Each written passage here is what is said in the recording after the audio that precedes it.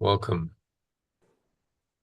back, Elaine, to the Zoom room for the first day of the Art of Letting Go Club program, which is going on for the rest of the year, ongoing. So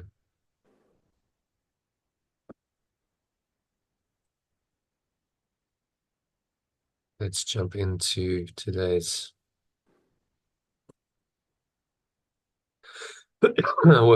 workbook daily quotes and our lesson for today.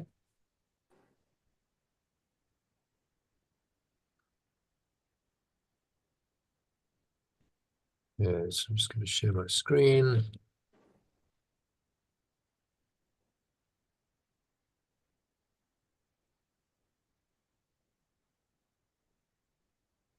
All right, so you can see that. You can read that headline quote, that'd be great. Yeah. What we call the beginning is often the end, and to make an end is to make a beginning. The end is where we start from. Yeah, the end is where we start from. So today's quote is by the American poet, who actually came over to England, though. He spent much of his time in the UK. It's very appropriate today because you just completed the Art of Letting Go course. And it's really the end of the beginning of a new spiritual path and membership. You've obviously been on this for a year, so it's kind of ongoing for you. But if you started the course like you did last year for the first time, then it's the end of the introduction, the end of the beginning, and the work continues. So I think you're familiar with the program. It's going to be along the same lines as the course. You're going to get your daily quotes and emails via Telegram and email every day, including meditations, breath breaks, and all of the recordings of last year are actually embedded into the documents. So I'm going to just show you very briefly. So today's text reading, which we might have a chance to do a little bit of, I don't think we'll finish it. But if you click on here, recording of a discussion on this section, you click on that, it opens up into let's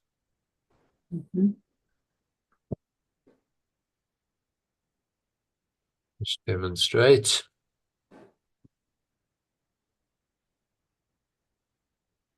It opens up into a YouTube video of a discussion we held. Welcome officially everyone to the on the alternative to projection. So you can go and there's a lot of content that's buried. Don't necessarily have to go and do it, but you can.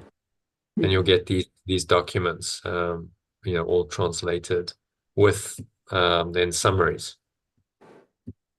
at the end. So you can always go to the summary, read the summary. The summary needs a bit of work, summary, but you can always go to the end and get the summary and the key message. Let me just show you. So as I'm going, like that one just needs a bit of work today, because we did it last year. But there's the standard format: the key message, personalized summary, personalized version, and then the original alternative versions of each paragraph. So that's accessible via your email as well as on Telegram. Ideally, read it. If you're only joining 3 times a week, then you'll probably need to read, some of this on your own. And there's recordings for pretty much every one. So if you want to go and listen to a discussion on it, you can. That's sort of the idea of the recordings. It's not quite as powerful as doing it in person, but it's just, I mean, as we said, it's difficult to do this all in every day. So what we're going to try and do is focus in on the text and make sure that we do that first. So that this year the focus is on getting the text done, and then we'll move on to the workbook lesson and other things. So that the text, I think, because it's difficult to cover it all in the live sessions every year. Each live session will then be 3-4 hours at least. So given today there's not a lot of anything else, we'll just have a look at the lesson first, and then we'll have a chance to get into the text. It doesn't really apply to you because you already sorted it out. So considering let's consider this another profound quote about holiness to lead you into today's mind training lesson. And this is not a word that's used very often in today's world, is it? Do you ever see holiness used in the popular press, in books? It's sort of confined to religious readings, often quite old-fashioned ones. So as a result, most people, even those on a so-called spiritual path, have no idea what it really means or why it's important. This quote from a recent pope tells us why it is important. Whatever you may think of the Catholic Church, what he says is true, which shows that truth still exists even in an institution that seemingly epitomizes the ego's distortion of this truth. There's always truth if you open to it. So this is Pope John Paul II, who was 3 popes ago. I think he died about 20 years ago or something. So if you want to read that, Elaine. Do not be afraid to be holy. Have the courage and the humility to present yourselves to the world undermined to be holy, since full true freedom is born from holiness. Yeah, determined to be holy. I mean, the word holy, a lot of people, well, what does that holy even mean? But actually that's what the quote explores. That's what the lesson today explores. What does it mean to be holy? We translate holy as or holiness as pure formless awareness. So it means to be in your true awareness, present in your true awareness. And I picked this image because I thought, holiness is typically associated with someone praying, very pious, praying devoutly in a church, or maybe sitting in meditation. But actually in that picture, the guy's being fully present, right? He's opening his arms, standing on a rock. There's a waterfall, beautiful nature scene, and he's going, I'm just taking it all in. I'm embracing the whole experience, which is really what holiness means. I'm in my true awareness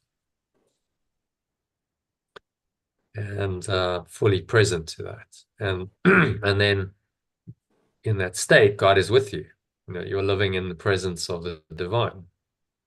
It's living in and through your own awareness. And I think most people don't really understand that, do they? That this holiness is actually your own. It's not some external quality. It's not granted to you. It's not given to you by some entity outside of you. It's your own awareness in the present moment. So whether you call it holiness or awareness or presence, as Eckhart Tolle calls it, doesn't really matter. It's living in that holiness, awareness, or presence that is going to make all the difference in your life. Okay, so that leads us nicely into the lesson then. Let's have a look at this. Briefly, it's not a particularly long lesson. So if you can read that, Elaine, in the original and the alternative. My holiness envelops everything I see. My pure formless awareness envelops everything I perceive. So my holiness envelops everything I see can be quite hard to grasp. Okay, what does that actually mean? My awareness, my pure formless awareness, that's what holiness is, envelops everything I perceive. So that awareness really envelops or underlies everything I perceive, because that awareness is foundational reality. That's the ground of being. It's in my mind and it's everywhere. When I'm in this awareness, then I'm in what we call a state of unity consciousness or awareness. I'm connected to the fundamental awareness without which nothing would have life. So I'm connected to life itself, and I see that and perceive that everywhere. That's what this is pointing to. It's a state of whole awareness, and this envelops everything I perceive. Could say, instead of pure formless awareness, my whole awareness, whatever word pointers you want to use, it's a state of mind and of being this is pointing to. Okay, so then read number 1 in the original and alternative kindly. Today's idea extends the idea for yesterday from the perceiver to the perceived. You are holy because your mind is part of God's, and because you are holy, your sight must be holy as well. Sinless means without sin. You cannot be without sin a little. You are sinless or not. If your mind is part of God's, you must be sinless, or a part of his mind would be sinful. Your sight is related to his holiness, not to your ego, and therefore not to your body. The alternative. Today's idea extends the idea for yesterday, from the perceiver to the perceived. You are wholly innocent because your mind is part of perfect loves. And because you are wholly innocent, your perception must be innocent as well. Sinless means without sin. You cannot be without sin a little. You are sinless or not. If your mind is part of perfect loves, you must be sinless and wholly innocent, or a part of its mind would be sinful. Your perception is related to its pure formless awareness, not to your separate self, and therefore not to your body. Okay, so what's he saying in that one? It's just extending from yesterday's idea that we are wholly innocent, because our mind is part of the perfect love. So sinless means without sin, so you cannot be without sin a little. You are sinless or not. So if your mind is part of perfect loves, then you must be sinless and wholly innocent. And so our perception is related to the pure formless awareness, not to our separate self, and therefore not our body.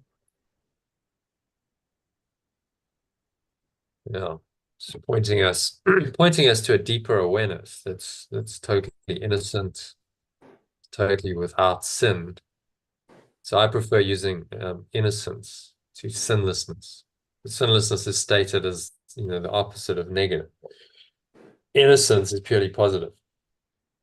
There is no sin, i.e., no idea of error. What the ego does is it makes error permanent, punishable, and real. That's what sin is. So an error, the idea of separation is the error, then subsequent errors are made. The ego then judges those errors as real, therefore permanent, and therefore warranting punishment. And that is really the definition of sin: error made real, permanent, and punishable. But if the idea of separation isn't real, then none of those errors are real. So they don't even exist. Never mind being permanent and punishable. So innocence or sinlessness refers to this state of pure formless awareness or holiness that unifies us with our source. That's beyond all error, beyond any idea of separation. And this is what the lesson's pointing us back to. Always. It's the same lesson, really, isn't it? Every day. It's the same lesson, just phrased differently. There's a different perspective because he knows that the ego has many facets. And its undoing is going to require a bit of multidimensionality. So you need to approach it from different angles. So today's angle is, well, let's look at sin, which underpins the idea of separation, because you think you've separated and now created individual identity. So you think that you're sinful by nature. The sin, remember, is you think you've destroyed God, love, or oneness, or pure formless awareness, and so you must feel guilty for that, and then you must be punished for that, even though it's not true, because you can't destroy perfect love. It's beyond your ability to destroy. You just believe you can, and it's a delusional belief system. Holiness, pure formless awareness of perfect love, i.e., just undoes all of this and says, no, it never really happened. The idea of separation isn't true. So there is no sin, there is no guilt, and there's no consequence for any of this. So you can rest in your holiness, in your pure formless awareness of perfect love, in the state of innocence, another word for it, without having to engage in any of this. Even when the projections of sin and guilt and fear and attack come, which they tend to do quite often in the dream, you can remind yourself, reinterpret it with the Holy Spirit's awareness of this innocence, that you are innocent. And in fact, so is everyone. What's going on is just an illusion made up by a false mind to cover over the truth. But it's your choice whether you're going to allow it into your mind and believe it or not. Okay. So let's go back here.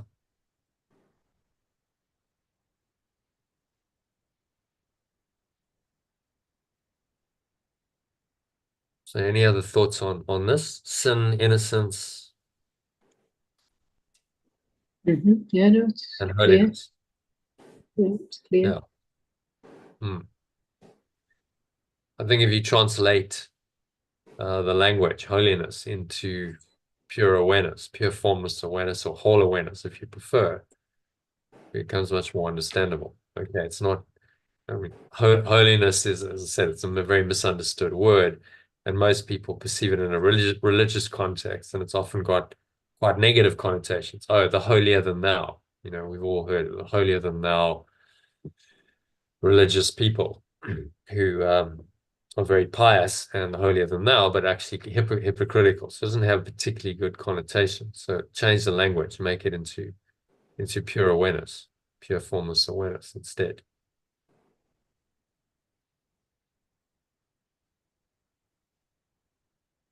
Okay, so it's a very short one practicing. So let's go into the practice then for 10, 15 minutes, and that'll give us maybe 50 minutes to do the text.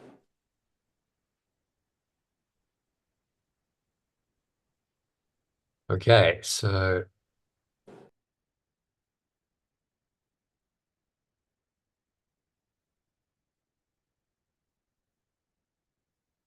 just making yourself comfortable. Your favorite meditation posture, sitting with your feet shoulder width apart, your back straight. Just cup your hands in your lap, close your eyes.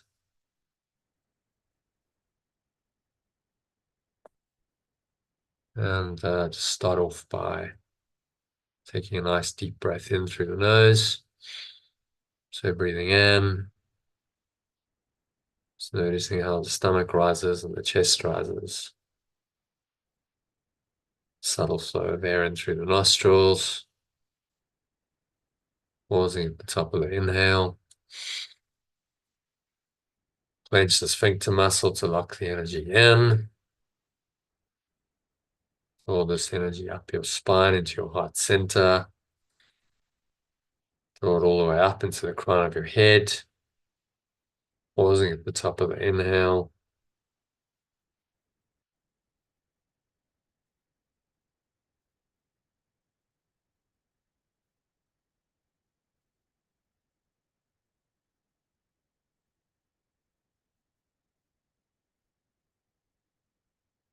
So just close your eyes and repeat the idea for today several times. So, my holiness envelops everything I see.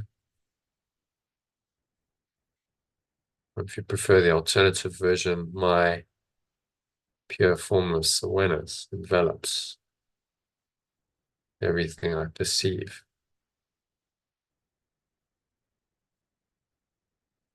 My pure formless awareness envelops everything I perceive.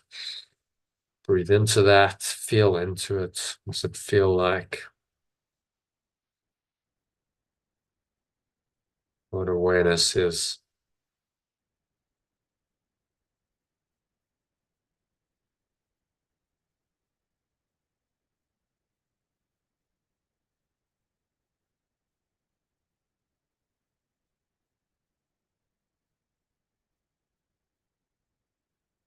Awareness is arising.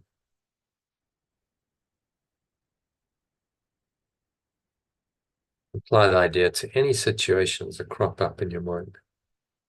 So any difficulties, problems that you might be encountering.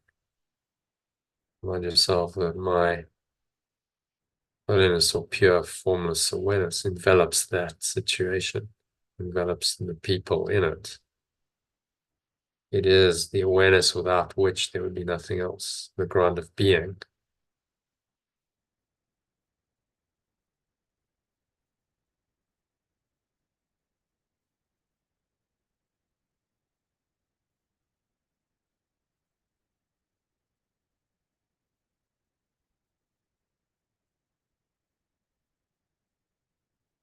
And exhale, and just have a sense of letting go, just releasing mental and emotional hold on your interpretation of the situation. Just blow it out with the breeze of your breath. The nothingness that it is.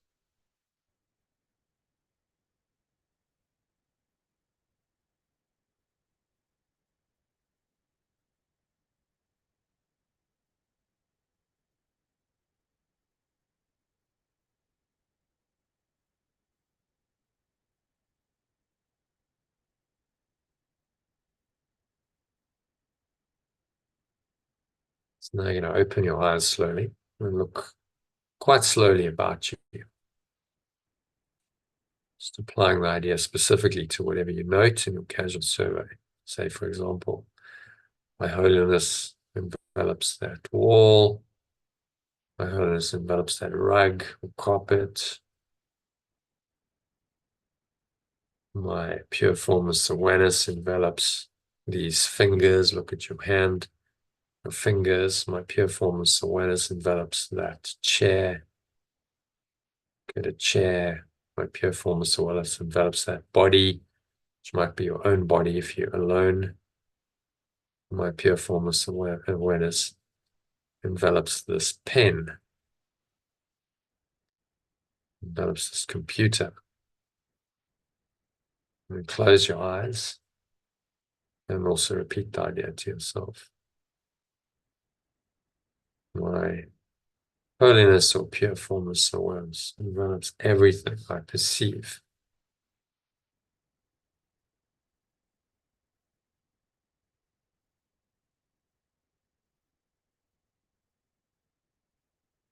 My holiness stems from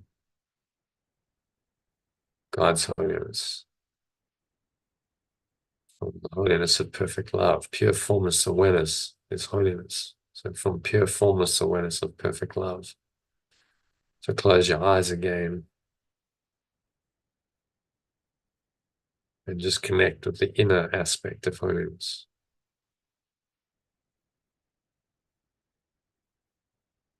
As your own pure formless awareness.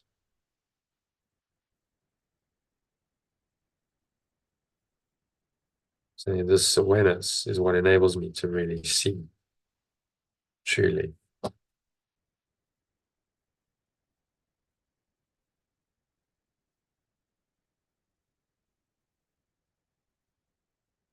My holiness shines out from me, right? Because my holiness, my pure formless awareness is in my mind.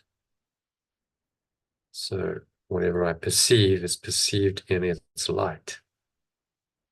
Envelops each thing I see.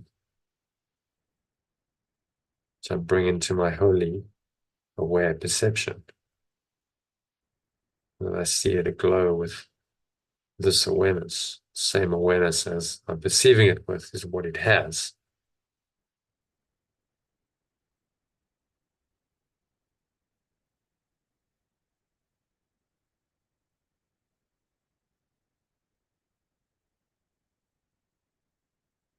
To be holy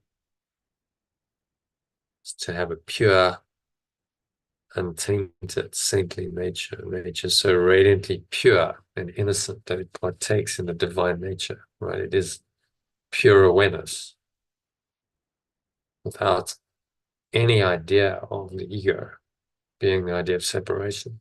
There's no sin, there's no guilt.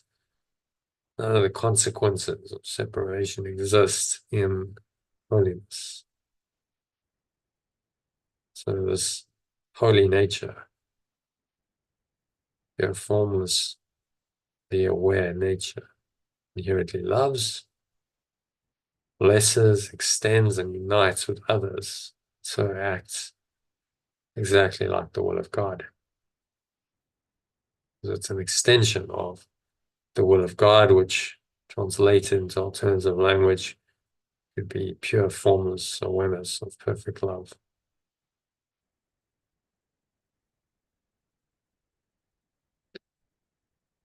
In contrast, to be sinful is to have a corrupt, contaminated, and impure nature. A nature that does not merely feel guilty, but truly is guilty.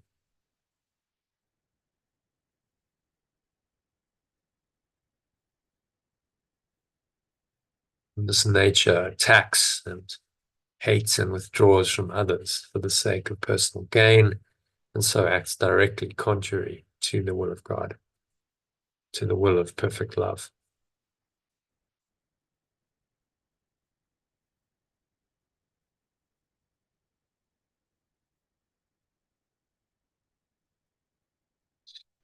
And so if there's any of that going on still in your mind, just breathe in.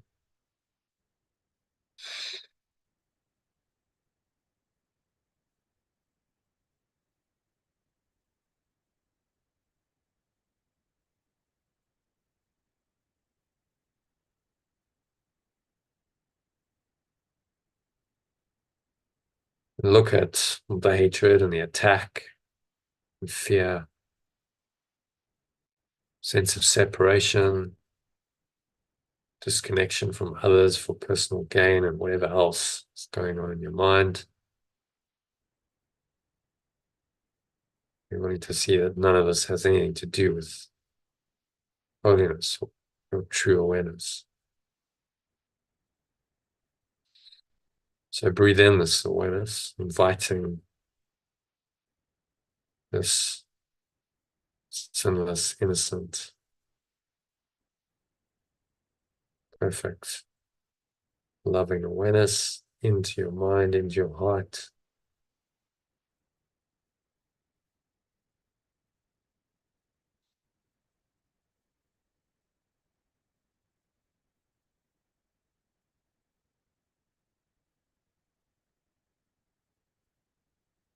Feel it deeply, connect with it.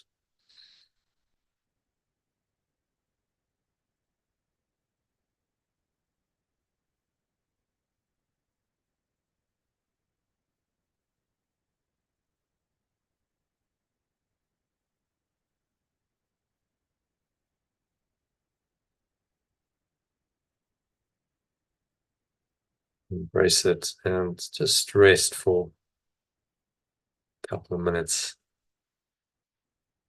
of deep silence in this holiness, in this state of pure formless awareness.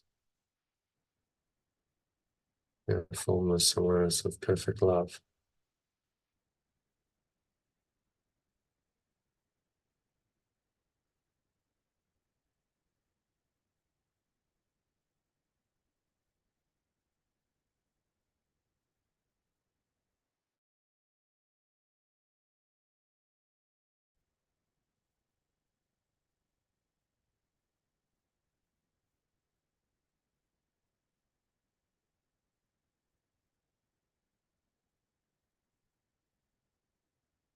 And so nowhere else to go and nothing else to do, nothing else to think about, just breathe, observe your breath, relax, be still, and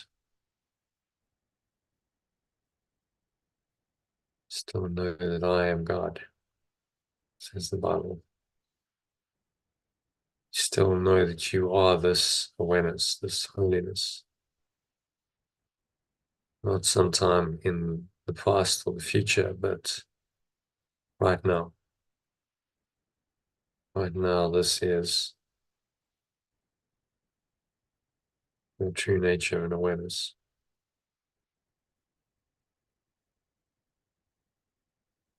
There's really nothing else. Nothing else is required. No need to go anywhere, do anything, think about anything. Just surrender into this, your true holy nature. For a couple of minutes of deep silence.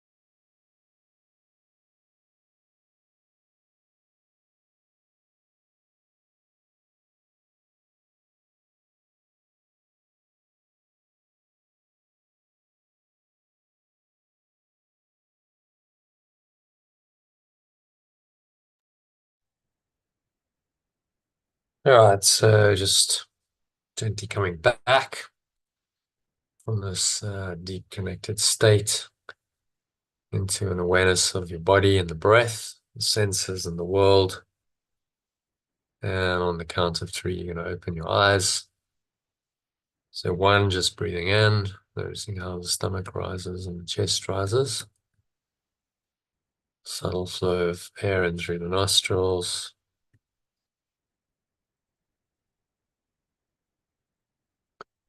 Pausing at the top of the inhale, just scan your mind again.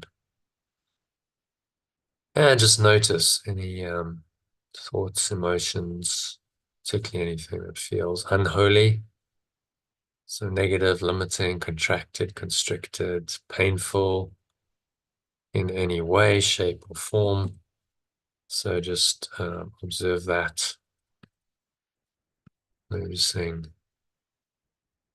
any of those thoughts and emotions, and apply today's idea. So, but my holiness or my pure formless awareness envelops everything I see or perceive.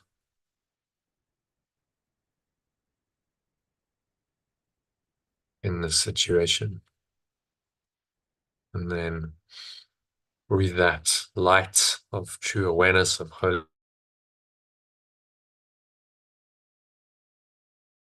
holiness in.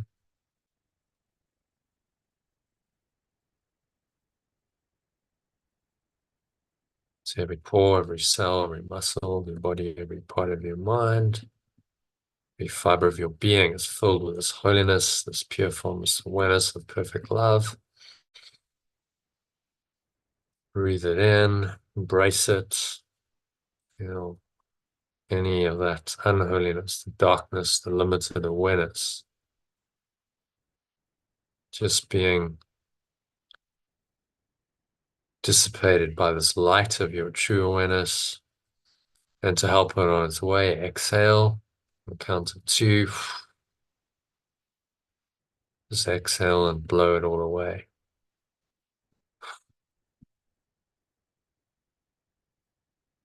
With the breeze of your breath, imagine you're blowing it away like a dark cloud or black smoke. It's leaving you, it's going, gone.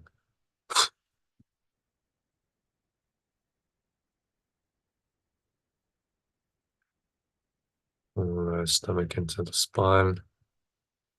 Expel the last remaining air out.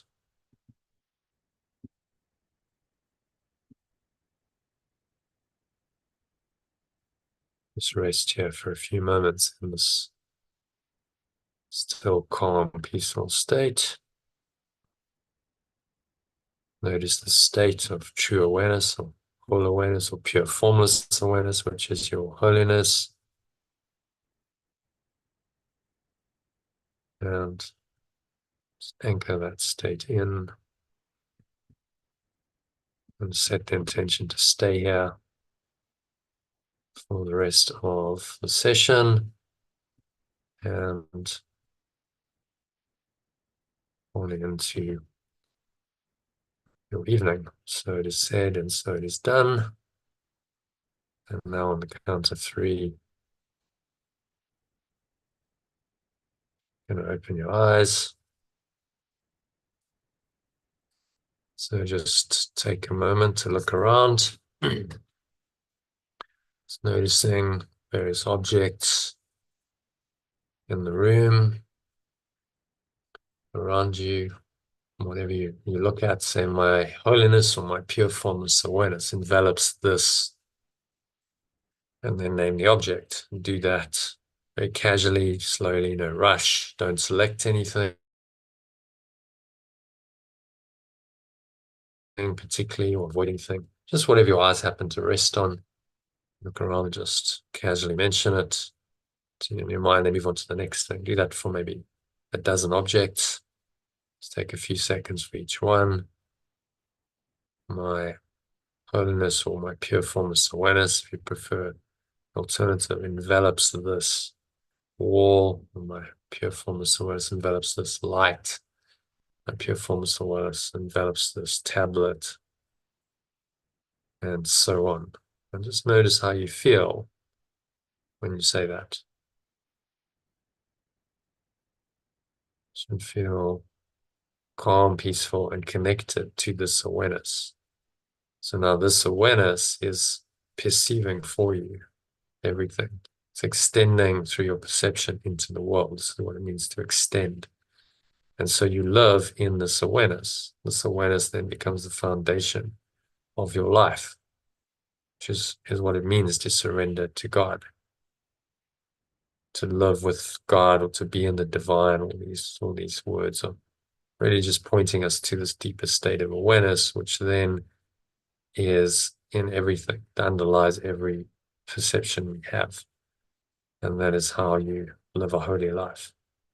That is how you live with God, and you be guided by the Holy Spirit. And so it's actually really quite simple. It just requires some mind training, some vigilance to allow us to stay there, which is why we practice and we do these mind training lessons and meditations.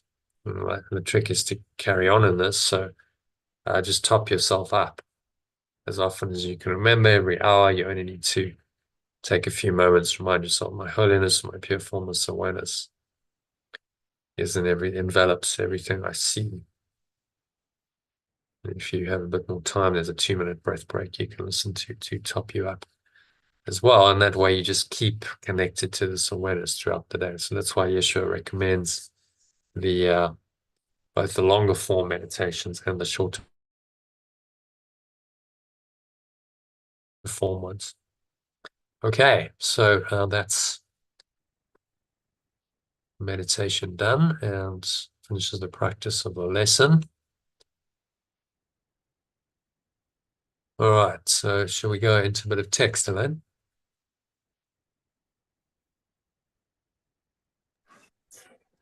Yeah, what time is it? Yes, I've got half an hour. Yeah, it's nearly 10 to 4. Okay, so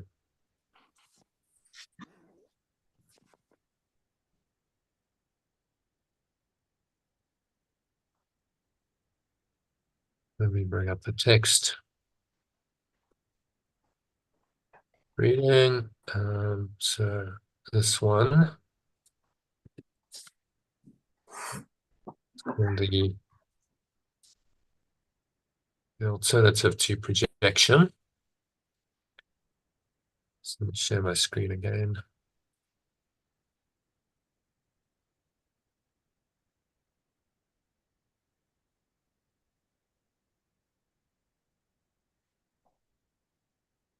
Okay, so this one is called the alternative to projection, section 2 of chapter 6. So let's see how far we get with it, shall we? Do you want to read it in the alternative just to save time? So the wholeness of God, we translate God as pure formless awareness of perfect love, formless of perfect love, and creation is extension. Those are the two main. Creator as source. Those are the translations from the original. Do you want to read number 1? Yep. Any split mind must involve rejection of part of it, and this is the belief in separation. The holiness of perfect love, which is its The wholeness. peace.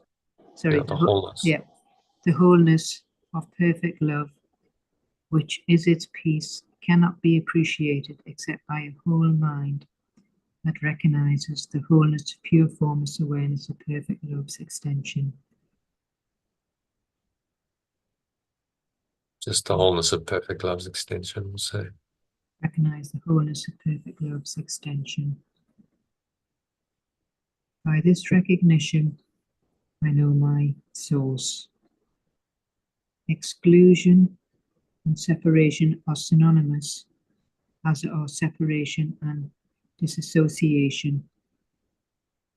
I have said before that the separation was and is disassociation, and that once it occurs, projection becomes its main defense, or the device that keeps it going. However, the reason may not be so obvious as I think. Okay. So what's he saying in this one? Just talking about the split mind. And part of it is the belief in separation, and the other part is the wholeness of perfect love, which is peace. And Mm. to know our source through this recognition. So it's a matter of choice. So he's mentioned that the separation is disassociation. And once that occurs, projection becomes its main defense. That keeps it going.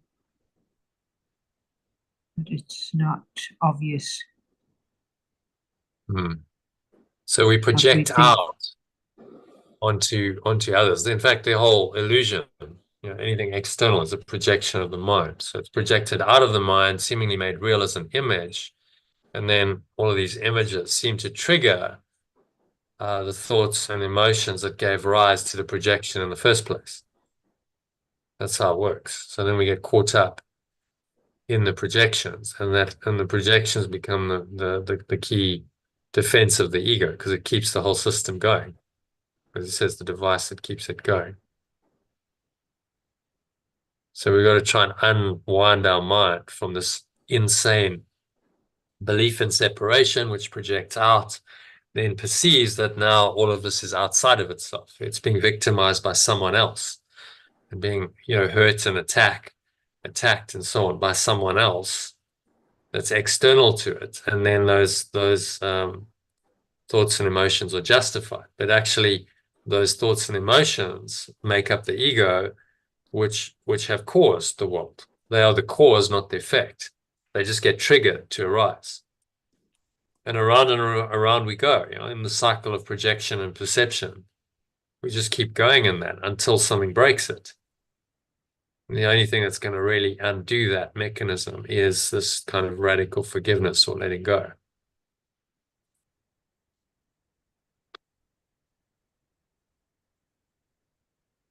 Well, they say, so, things like acupuncture can help to bring suppressed emotions up and let them go. Yeah. Body therapies can do that. Which is might be why you had a Reaction. day today. Because it's energy. What is emotion but energy? Acupuncture is an energy medicine, so it releases energy, which is thought/emotion. It's the same thing, and often we say it's embedded in your body. You store this stuff in your body. It's more like it's part of your energy system that is your mind, and the body is a projection or manifestation of that energy system. So what underlies the physical body, as we know, is an energy body. Yeah. There's this energy that makes up your mind body so-called existence. And when acupuncture starts and other energy medicine modalities start pushing into the energy system, then what often releases is stuck energy, trauma, negative energy comes into your experience. You go, oh, I'm not feeling so well because there's been a shift, which is necessary for the healing. Oh, yes. You've got to release that and heal it. So yeah. that's why you often get these kinds of reactions. I would have another one, because it was actually yesterday. I felt very relaxed and it was good. It's just today, but she forgot. She didn't really mention about having any sort of not having big dinners, and obviously certain food. It's only because I read that you shouldn't be having big dinners and processed food, and you shouldn't be stuck on the TV for hours on end, because it's just undoing everything it's done. It's just going to make you feel worse. So I will try it again, but this time I'll learn not to have it as long and as strong, and I'll make sure I have a quiet day. Yeah, because I think that would help undo some of this that I've been, because I'm, been on this for over a year, and it's still coming up. Yeah. Yeah, these things can all be helpful. It's to get into the subconscious mind. That's the problem. the subconscious and the energy system are really the same thing. It's what's you're not consciously aware of it. You know, what's going on in my subconscious? Well, it's beneath conscious awareness, and it's going on at, you know, a deeper level. And so getting, you know, these kinds of modalities can get into that and release some of that. This is really the, you know, the key teaching of the course in terms of our awakening process, is to use the projections for what they're really for. So it's the primary defense mechanism of the ego. Okay, all your stuff's now being projected out. You see it in the mirror, and then you react, and that keeps the whole system going. It's like a circle, yeah. Yeah, it's endless projection. Yeah. So you've invented. Let's just look at it diagrammatically, because I think that'll help to really understand it. You've invented this illusion of a world. Let's go to this diagram, perhaps would be the best one. So this is from the Instrument for Peace, showing the levels of mind. So you have the structure of the mind. This was given to David Hoffmeister by Yeshua. You have at the very core of your mind the desire or the prayer of the heart to be separate, the desire to be a separate self and maintain your separate ego identity, or the prayer to be one again and unify with your true self and others. You know, that's where the split occurs. You know, what do you want? Which one are you going to be? If you've chosen to be a separate self, then all of that fear, hatred, anger, jealousy, rage, etc., that is entailed in that, is then at the core of your mind. So you then get all of this coming, the guilt and the sin and the fear and the attack. That's all now becomes part of the ego's thought system, which most people are not consciously aware of. But you know, these things come up time and time again, don't they? So then it comes into conscious awareness from time to time. It's a very sticky at times. You think you've got it, and then whoosh. It comes up, and then because it's subconscious. And so this is what we've got to undo. It's that, you know, subconscious, energetic, if you like, program that is beyond below conscious awareness. You might say consciously, yeah, I'm fine. I'm okay today. I'm feeling all right, because all of this is buried. And you're not aware of it in that moment. Then what keeps happening, this is how the ego defends itself, is you're okay for a bit, and then it triggers it. It says, okay, well, this won't do, because you have to experience the guilt and the sin and the fear and the attack thoughts and all this drama in order to exist as an ego. So it then uses the world that it's projected out to trigger this whole thought system. And then it arises quite strongly. You go, wow, like I'm really angry. You know, I talked about anger. I'm really anxious or fearful. And I feel that raw emotion. And then the tendency is to blame the external. Say, well, it's this situation, this person outside of me that's causing it. Because look at what they're doing or not doing, as the case may be. And, you know, that then seems to be the cause, because that's just triggered all of this to arise. But actually, it was already there. It was in your subconscious already. It's just been triggered to arise, and so now it's brought into awareness. That's the ego's primary defense mechanism. But can you see how that can be used to undo it? Yes, but it's because that's my biggest struggle. Is we know that the main thing is to let it rise, and for example, let the past go, let the future go, you know, and relax.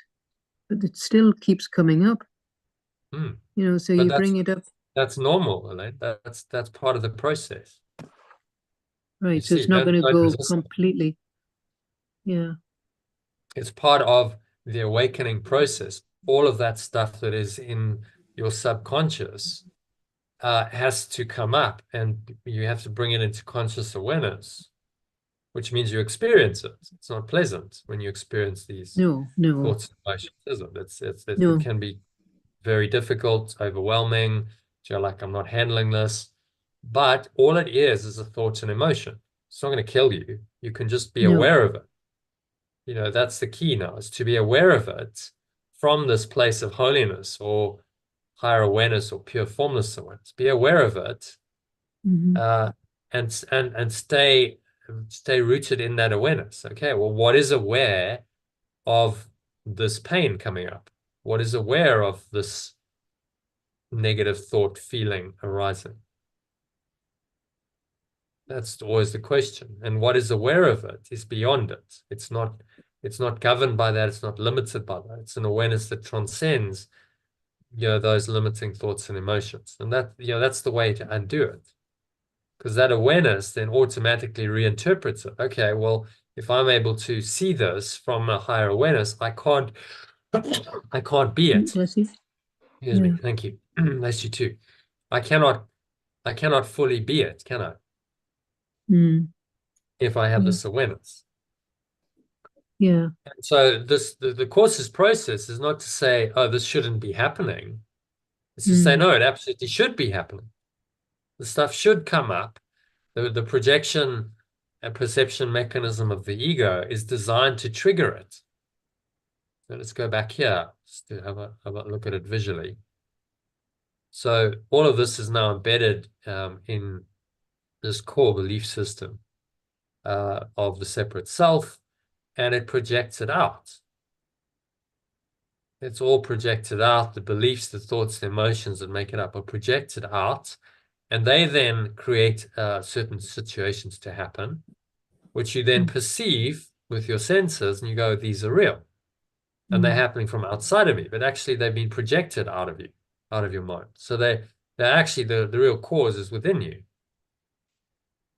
If you understand that, then you can go, okay, I now have a way of understanding my deeper mind that is, is just inaccessible. It's in my subconscious. I don't really know what's going on there. Well, the projections tell me, don't they? Yeah. Well, at the moment, my world's very sort of, sort of a bit unstable at the moment. So. But it always will be. The illusion is always unstable. The projection perception mechanism is not reality, so it's inherently unstable. So our job is just to see these projections for what they are. Okay, this is a projection of my own subconscious mind, which is quite helpful if I see it correctly, because it's showing me my stuff. It's showing me my hidden beliefs, my desires, my beliefs, the thoughts and emotions that I've buried that are now arising, often quite strongly, in me, so that I can look at them and I can correct them. Okay, no, I don't. Once I'm aware of it, I can release it. I can say, no, this is not what I choose. I choose pure awareness instead of this. I choose peace instead of this. So even though you can feel beliefs and the pretty thoughts and the emotions that are triggered, that arise,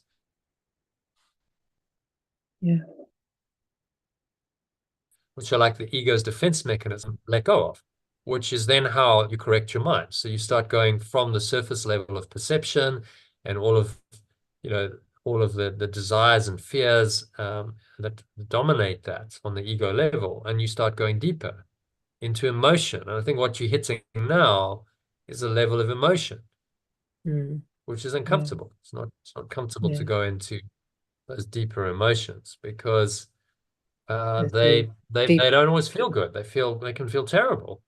And most people don't want to go there. So what they do is they try and just block that off, and they suppress it. And there's various suppressive mechanisms that we've invented as the human species. In fact, the whole world is kind of a suppressive mechanism, if you think about it. All the distractions, you've got food, drink, alcohol, sex, drugs, TV, internet, shopping, and on and on it goes. To distract you from really dealing with these emotions. And when it gets uncomfortable, then you go, no, I don't want to deal with that. So I'll just suppress it and I'll distract myself with something else, which is what most people do. It's why we have a society with so much addiction and dysfunctional behavior, because instead of just sitting with it and being with it, okay, well, the uncomfortable emotions coming up all right, I'm not going to run away from it. I'm not going to hide from it. I'm just going to experience it. And with this awareness, if I'm able to do that, the awareness starts to dissipate it. Okay, well, what is aware of it? Mm-hmm. And it can't sustain in that awareness. And Oh so it yeah, no, I naturally mean, starts to yeah. dissipate. Oh yes, I've experienced that. Yes, yeah. Mm. Because when I'm feeling uncomfortable, I can do exactly that. Just be Mm. aware of it, and it dissipates. Mm. But it still keeps And, coming back, though. Yeah, it's you've got and to so really keep working on it. Yeah. because it's so deep-seated. Mm. So it wouldn't be nice if we could just do that one time and go, okay, well, there we go. That's all the ego done.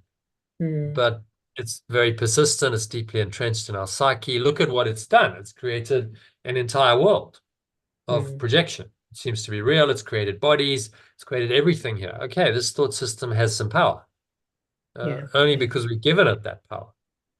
But Oh, no. it's a long-standing. This delusion has Oh, been it going for is. Yeah, a yeah. billion years. A long-standing delusion. Our minds are very attached to it. So now it's going to take more than just one little bit of forgiveness to undo it, Oh, yeah, isn't yeah, it? yeah. Oh, absolutely. Yeah, because I've been put the shine awareness on a heavy emotion, and it does dissipate, like I say. But I do appreciate that's just for that occasion, but it's something you have to just learn to practice and work on. Exactly. It becomes a way of life. So, okay, Yeah, well, yes, I'm probably going to be triggered in any day. I might be triggered a number of times, yeah. to whatever extent. Some are minor, some more major.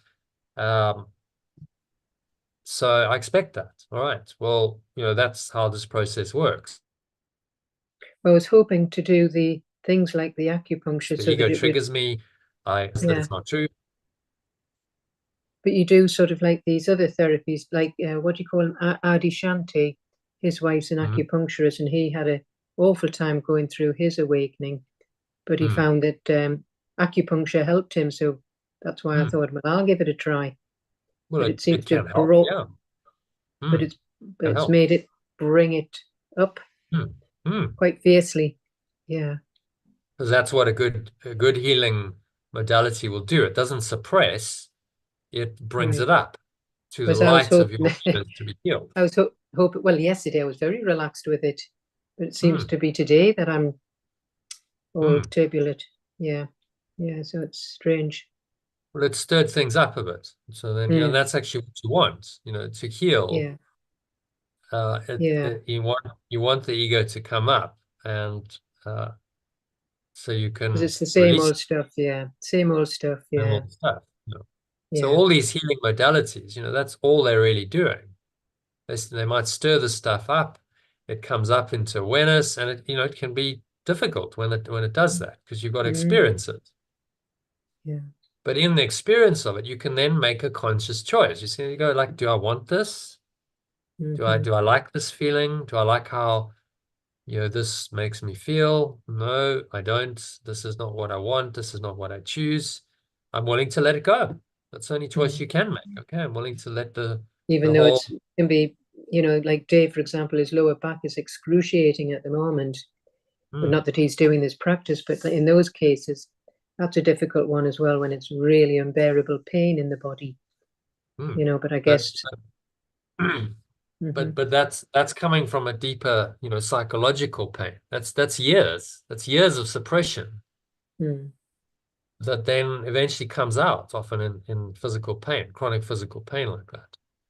Well, his was an So injury. As happens, he had an injury from work. Yeah, so it's come out in that respect. Yeah. he had an injury, but if he'd been working with this kind of stuff and releasing systematically, progressively, he It would may have have healed. healed. Wouldn't Yeah. necessarily be there. So it's all of our own mind stuff that then comes up. We can't ignore the subconscious. What's at the core of our mind, our core belief system. That's our fundamental life operating program we talked about during the course, and the thoughts and the emotions, and then the perceptions that rest on top of it. They rest. It's like an iceberg model. 10% is perception. Okay, that's what you see at the tip of the iceberg, but 90% is under the water. Mhm.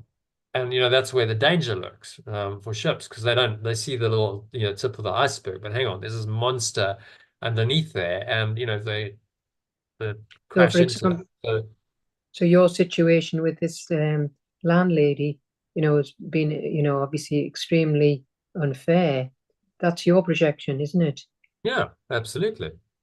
Yeah, Yeah. and I accept that. It's like, all right, well, what is it showing me? And this isn't the first time it's happened. Mm. So okay, repeating pattern, what's it showing me? That I need to let go Mhm. still of what do we need to let go of? The idea that we're a victim, that we're able to be attacked, we're able to be unfairly treated in Mhm. this world as a separate self, and then the anger and rage and fear and whatever else arises as a result of that misperception. Those emotions are not nice, they're not pleasant, but those are what the ego are made up of. So the situation then gives me the opportunity to confront that and let it go. Say, okay, do I want this? Do I want this thought system and its manifestations, which is happening again? And it's this the same story really Mm. that's happened before. Do I want this, or am I really willing to let it go and just clear my mind of this and go, actually, I'm not a victim of the Mm. situation. Mm. I can't be persecuted. This is the message of the crucifixion. If you read yesterday's text section, I can't really be persecuted. That's the message of the crucifixion. Mhm. Yeshua, undertook to teach that lesson in an extreme situation. Okay, well, his body is being, flogged and beaten and torn and he's murdered in the most gruesome way, and yet, it doesn't matter. He elected to teach that lesson. It doesn't matter because the body isn't real, and the ego's whole thought system of sin, guilt, fear, and attack, which is what stimulated that assault, the projection of others onto him, is simply not real. So why are we reacting to it? I mean, if he can do that in those extreme, and that's just extreme. That's like 10 out of 10 on the scale of, the ego. I think, a minor spat with the landlady should be easy, shouldn't it? It should, but yet we Or still, whatever you're dealing with, whatever the yeah. situation, Mm. it should be. Yeah. But the reality is it's not always easy, because the ego has a hold, and it brings up these thoughts and emotions quite strongly. But that's exactly what the situation is for. It's to bring those up so that you can let them go. And you can Mhm. actually free yourself of this insane thought system that is the source of the projections. So you're going to the causative level now, saying, okay, well, I understand the cause is my own victim identity and the beliefs and thoughts and emotions that layer on top of that. That's the problem. It's not outside of me. It's not the landlady or anyone else. It's me that's the problem. Mm. Right. Yeah. So now it's,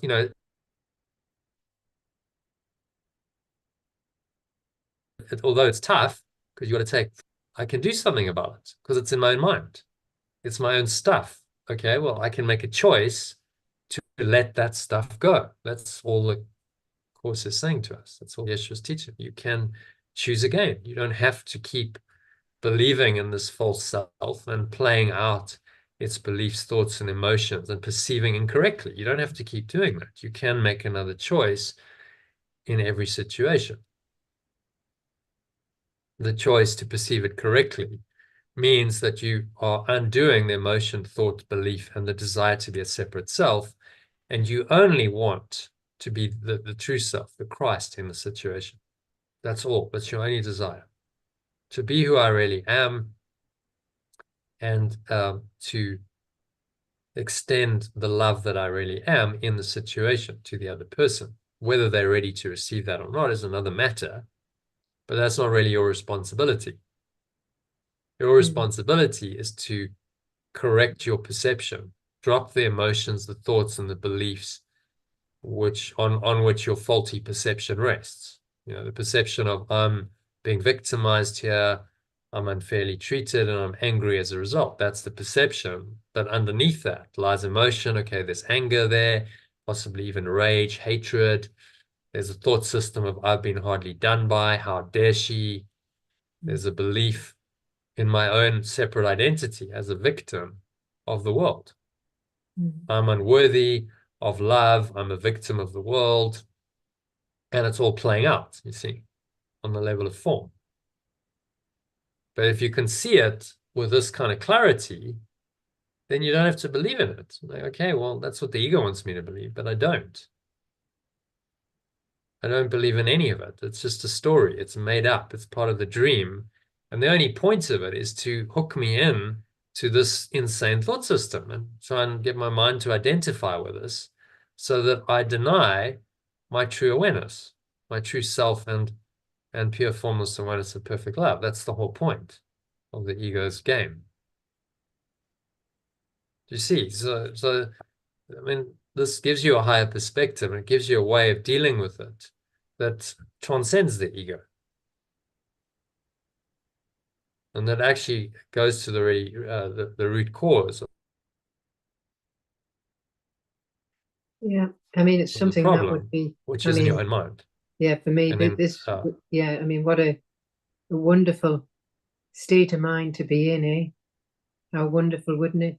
If that's the way we were all the time, how wonderful. And then our bodies are laid to rest. How wonderful. But it that's isn't what Yeshua's easy. saying. It is possible. You Oh, can yeah, attain yes, that, but it's going to take yes. some work. It's going to take, a lot of work to train your mind to that high degree of awareness. Oh, yes, yeah. No, I mean, yes, again, obviously, work in progress for all of us. But yeah, no, that's something that, yeah, I would certainly desire. And just to not worry about the body getting older and, all the problems it has, listening to other people's difficulties, just to know that, that rest assured that you, me, are all going to pure formless awareness of perfect love. Yeah, It is beyond that the body. simple. It's It that is. simple. Yeah. It is. If you choose it, but And you you have to can choose it.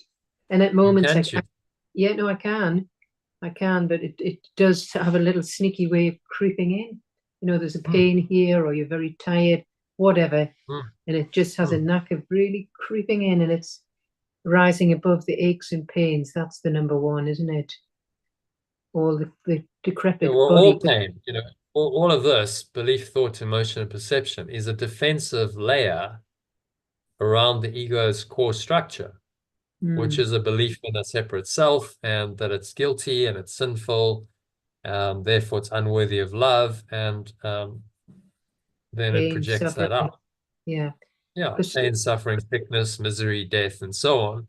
And all of this is just the ego's defense of itself. But if you can strip all that away, which is what the Course is asking us to do through this practice of letting go, then you reveal its core. You go, okay, that's what we did in Name Your Game. Let's strip it all away and let's get to the very core belief. Okay, I believe I'm unworthy of love. I believe I'm a victim of the world. Okay, and that's really the cause of my problems. If I can see it with that level of honesty, then I can let it go. I can say, okay, but I don't have to believe that anymore. It's just a story. No. It's Yes, made up yeah, no, I get concept. that. I get that. Yeah. It's interesting though, because I, do desire this state, of course, as you and the rest of us. But the more we're desiring to get there, we do seem to be getting thrown many challenges, even more than normal, while we're sort of working towards this state of mind. Well, it's I think get out of the idea of desire. It is Right. I am what I am. You already are that. Yeah. So the Buddha kind of got it spot on when he said, well, desire is the source of all suffering, even if you desire enlightenment. Yeah, right. So Yeah. basically what you're saying then is I'm not enlightened now. Yeah, Aren't you? I've got you. Over and over in your Yes. mind. I'm I'm desiring just this going round in circles. future. Yeah. And of I'm course, just being a constant seeker. then that's the way it goes, because you've set it up that it's only ever going to happen in the future. Yeah, And the ego seeking and is seeking. okay with that. Okay, well, one day you'll be an enlightened, but certainly not now. We'll throw all this It doesn't rubbish want at you you. to realize that it's right now. So the prayer of the heart is just to collapse it all and go into the I am presence. I am that I am love right now, and I can experience it right now. And in that moment, I collapse time and desire and any future expectation of it happening. And in that moment, I am it. I'm in it. And that's really what he's trying to bring us into, present moment awareness through these practices. Yeah. Mind We training. keep forgetting it though, don't we? We keep forgetting we're just still seeking and seeking, and as you say, it is here right now. It's here now. So whenever you practice, you're saying, okay, I'm giving myself the opportunity right now to experience this, not sometime in the future, I'm going to be enlightened one day when. No, right now, in this 5 minutes or 10 minutes or however long right now, I'm giving myself the opportunity to experience the pure presence of who I am right now in this present moment. And that's what spiritual practice is designed to do. It's not sometime in the future, but it's only now that I can experience it. And that is the antidote to all of this stuff. If you experience pure formless awareness of perfect love, even a glimpse of it now, you experience peace, you experience happiness, you experience a joy that is beyond all of these dark thoughts and emotions. So you've stripped all that away and you've gone to your very core essence, which then reveals itself in this awareness. And then you can experience it. You experience it even for a few moments in meditation. That will carry with you into the rest of your day. And that's kind of a reset. Okay, I'm feeling better now. I'm feeling like I can cope again because I've accessed my true awareness. And in that awareness, that awareness knows that none of this exists. None of this is really real. Yeah. So, to summarize this, to summarize this, projection interpreted by the Holy Spirit is the way out of the dream. Sorry, so we projection. don't deny projection. Yeah, so the ego is projection. Projections of all of this that's in our subconscious. It gets projected out, and then these kinds of situations happen, on the level of form. Oh, this has happened. My landlady's doing this, and someone's doing this in your life. Everyone's got their their issues, and problems that seemingly just keep coming. It's just like it's never ending. Because that's the nature of the ego's defense mechanism of projection. It just keeps happening, just keeps coming. And so we have to now realize what the ego's game is and don't play the game. Okay, I see the projections, that's still happening. I can't stop that immediately, but I perceive them differently. Yeah. Okay. Instead of getting angry and upset and allowing myself to be triggered as the ego wants me to, I just go, okay, this is helpful. It's showing me my subconscious mind again. I must still believe on some level that I'm a victim of the world and I'm unworthy of love and I'm deserving of punishment. And then this is what happens if you believe that. So I'm seeing the effects of my own belief system gives me a chance to correct that belief system, doesn't it? Okay, well, I don't need to believe this anymore. I am worthy of love. I'm not a victim of the world I see. And I will deal with the situation accordingly from that state of awareness. So I'm not going to react as a victim and, oh, poor me. And then I'm going to get angry and lash out and be defensive and then attack as part of my defensive strategy. No, I'm not going to do any of that because that's not who I am, you see. So now I bring who I really am into the situation, and it can then guide me and give me thoughts, words, actions to take that are now in alignment with my true awareness, which is that I am love. I'm worthy of love. I'm not worthy of attack and of being unfairly treated. And okay, from that perspective, what should I do about it? Certainly not react as a victim. That's not the way the ego would say. You can then react in a much more calm, composed fashion without any of that victim stuff, without any of the negative emotion that goes along with it, and allow yourself to be guided. Okay, well, maybe I do nothing, but maybe if I need to take some action, then I'll do that. So, phone citizens advice, that seemed to be a sensible thing to do. That advice came from Deborah. I'm like, okay, well, let's see.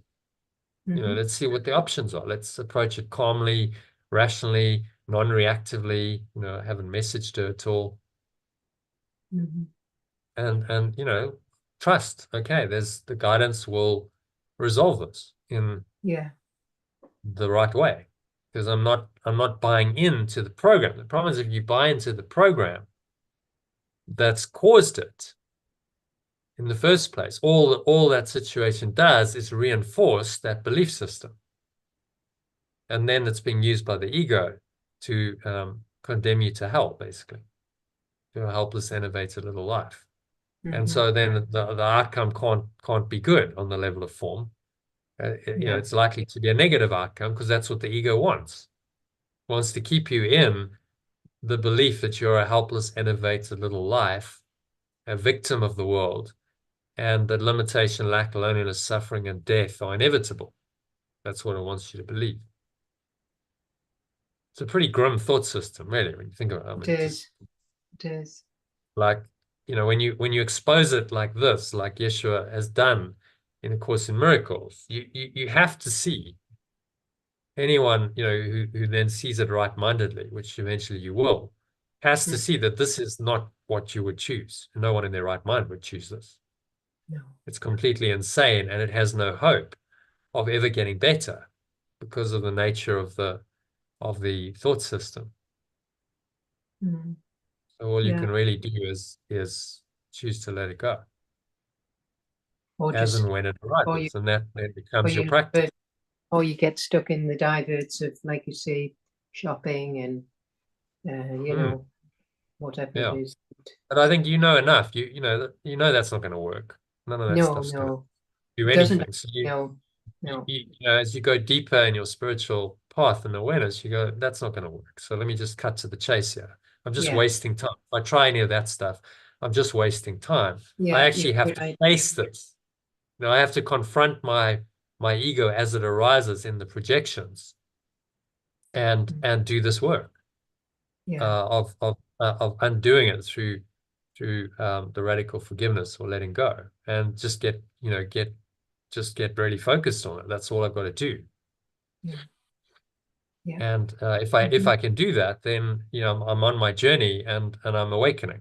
I'm climbing back up the ladder from this dreadful self-concept the ego's invented, and I'm climbing back up to the point of recognition that I'm just this pure formless awareness. There's really nothing else, and that whole idea of separation is nothing. That's climbing back up the ladder to our original state, which is going to be a journey of the rest of your life. Of course, yeah. It's okay. 20, 30 years left. You keep doing the work day by day, and it becomes a way of life. All right, this is how I choose to live my life. Rather than, I want quick fix. Let's just drop it all. Right. I'm expecting, that I'll just deal with the ego quickly, and in 6 months I'll be enlightened, and then it's going to be Hey Chihuahua, wonderful bliss for the rest of my life. That's not going to happen most people. I'm not saying it's not possible. There are occasions where someone has a major awakening and largely the ego's dropped away or completely, but it's unusual that happens. For most of us, of course, we just plod away. We just like, okay, it's no good. I appreciate. Because after the year, I was somehow thinking that, and of course, I appreciate it'll just arrive when it arrives, like anything else.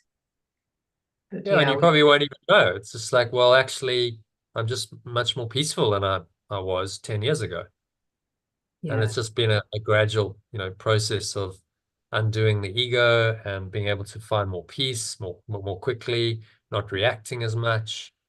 None of those triggers just don't get you anymore. And but that's for most people, it's a slow, ongoing process. You won't necessarily see a major shift in a day or even a week. It's just okay, little shifts, little changes. And then that adds up. If you keep doing that, you're shifting by 1 degree a day, eventually you are going to turn around 180 degrees. So that's the process. And You know, I think this is mature spirituality. You know, I've had times I'm like, I just want to get out of this place. It's just like, can't we just cut to the chase I and know. leave? No, I You know, know. I think everyone has. It's like, can't I just Yeah, of leave? course. Why am I hanging around in this Yeah, false world and it's hell? Like, why don't I just go? I know. The I problem know. is if you haven't learned your lessons, then you come back because you haven't learned the lesson. Exactly. Yeah, so that's So not defeating the that point. doesn't really help. You're going to come back in another body in another lifetime, and you're going to have to start again. Yeah, So, yeah, you know, rather, you know, persevere with it and say, okay, look, I've still got some lessons to learn clearly. So this lifetime, yeah, I'm committed to it. And yeah, I have a practice, I have a path, I have a practice. It's all there for me. Let me use the rest of my life, you know, to do this yeah, work and have a kind of a long-term mindset to it, saying, well, you know, what is 20, 30, 40 years in the whole of time? It's nothing. no, It's like no. that. It's a tiny tick of time. I mean, even think of your 60 odd years on the planet. It's gone incredibly quickly, really. It's like It just the really other has. day you were 20 something. Just the other day I you were was, a kid. yes. And Yeah, then it's like, yeah, oh, you know, that didn't seem that long ago. And like not suddenly at like all. 50 years have gone and Where's like, that going? where's Yeah, that you know, gone? you're Yeah. right, too right. Yeah, It's not actually a very long it's not. time No, that no, we live no. here. Yeah, no, I agree. It doesn't So, seem you know, so long, no. just Yeah, use the time. yeah, Let me use the time correctly to awaken myself and to do this work ongoing, daily practice, because the projection perception mechanism of the ego is not just going to go away. It's going to carry, no, that's no, how no, no. it's made Yes, up. It carries on. That's what your life in the illusion is made up of, projection perception. right. Okay, Yeah, but because you bring the holiness into that if you choose to, which then yeah, undoes the whole mechanism ultimately. yeah. I think I had an idea, like you say, I would do the year's course last year, and that would be it. Like be like Sally, if you know what I mean. But as you rightly say, No, Sally probably is she's not still in got her waiting. lesson. Yeah, no, Yeah, no. Yeah, I that's realize. ongoing. As long as you're in human form, Yeah. the lessons continue. In her case, she just chose to go learn her lessons elsewhere. Oh, That's yes, fine. of course, Yeah. yes, yes. But you know, the lessons are ongoing. And so the practice needs to be ongoing. And go, okay, well, I've Mhm. done a year and you know, that's it. I'm now Yeah, enlightened. Great. yeah, All good. Got it yeah. sorted. Got I this wish, I handled. wish. You'll find that Yes, that's not the case because like you'll no, get triggered. You go, yeah, well, obviously I haven't sorted it if I'm still getting triggered. yeah, Kind of yeah. self-evident. So, you know, more letting go. And you know, Hmm. that's just then okay, well, instead of going, there's a finish line and you know, at I such and know. such a Yeah, for some license, you reason, just go, well, let me just focus on the process of this letting go. Live in, you know, this way of letting go, live in the art of letting go. yeah, And the more I do that, the more I'll start mastering it. And that's kind of the best I can do in this life. yeah. I'll still get Honestly, I challenges. can see that You know, now. if It's just I'm all able to learning. Mm. if I'm able to let them go quickly and easily, then are they really that challenging? No, because I've just learned to be better. You know, so It's this just is like about not saying life should be easier for me, because that's the ego. Oh, you know, why is life yes, so tough? exactly. Okay. Yeah, No, I should be better, right? I can be better at letting go.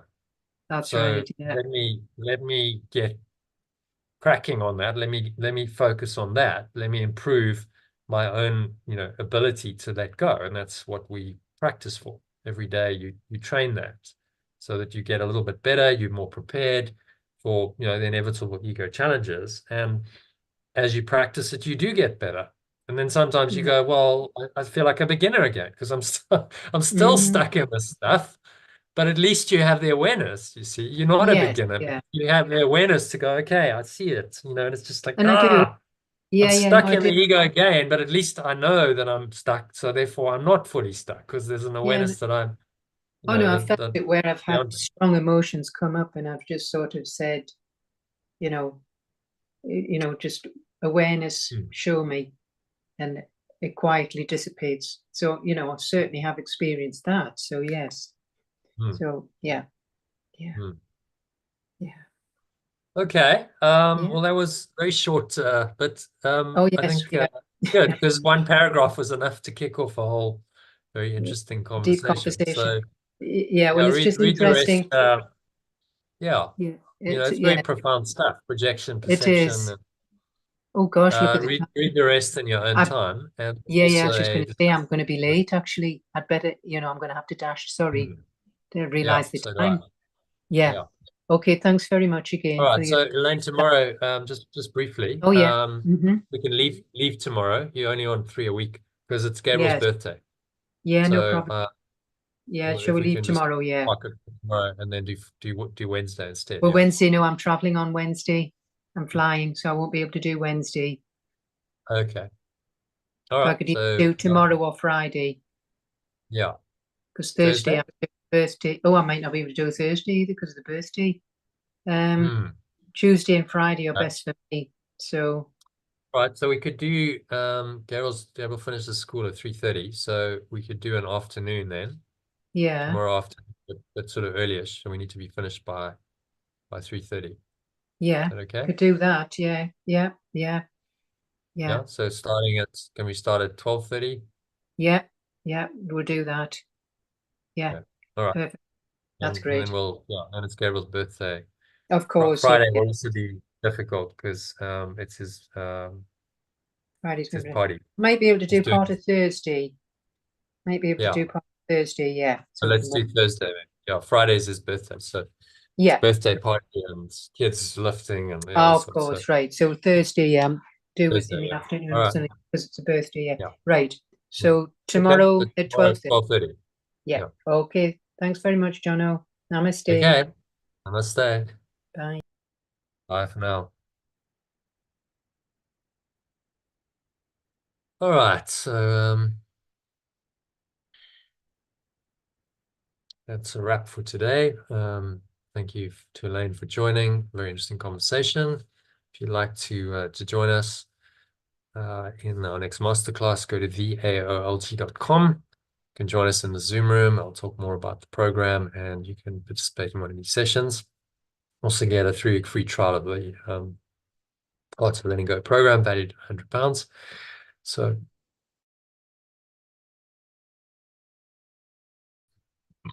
yeah, below you can also sign up to Telegram to get the daily quote and the mind training lesson from the course based on the course, as well as a short mini meditation to practice that. So go to lifebull.com. You can see that on the screen. So lifebull, then just put a .com on that. Again, the URL is below to sign up. Put in your details to use for your mobile number for Telegram, and I'll send that to you every day. And finally, if you haven't already subscribed to the channel and you enjoyed this content, then subscribe and you'll be notified by YouTube whenever I go live, which is typically 6 days a week. And you'll get access to these live streams. Okay, so hopefully see you on the inside soon. Thanks for watching, listening, and namaste. Which means the true self, the awakened self in me acknowledges and honors that same true awakened